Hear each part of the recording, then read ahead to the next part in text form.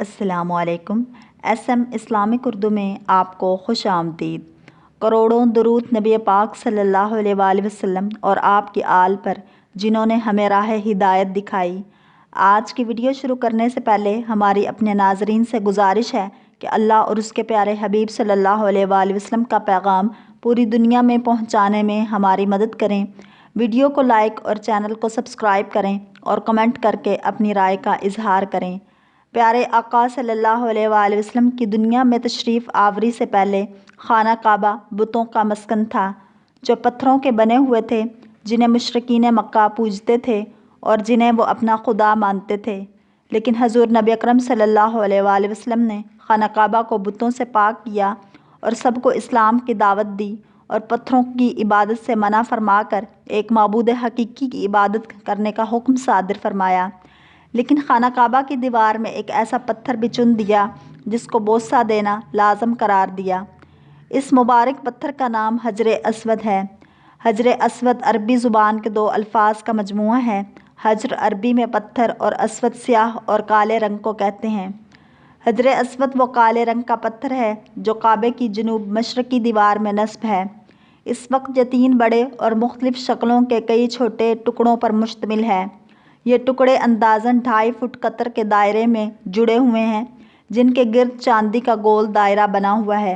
जो मुसलमान हज या उम्रा करने जाते हैं, इनके लिए लाजिम है कि वह तवाफ़ करते हुए हर बार हजर अस्वद को बोसा दें। अगर हुजूम ज़्यादा हो तो हाथ के इशारे से भी बोसा दिया जा सकता है, जिसको इस्तलाम कहते हैं।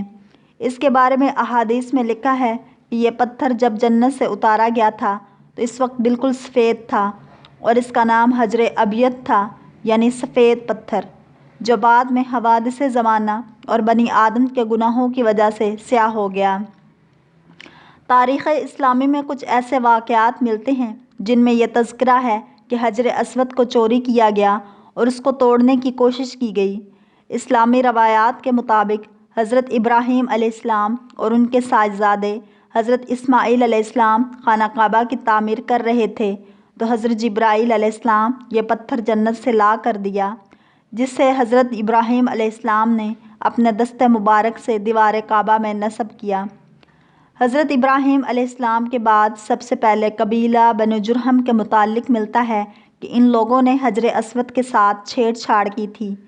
तारीख़ में है कि जब बनु बकर बिन अब्द मनाह ने कबीला बनु जुरहम को मक्का से निकालने पर मजबूर किया तो उन्होंने मक्का से बेदखल होते हुए काबा में रखे 2 सोने के बने हरनों के साथ हजर अस्वद को काबा की दीवार से निकाल कर जमज़म के कुएं में दफन कर दिया और मजबूरन यमन की तरफ कूच कर गए।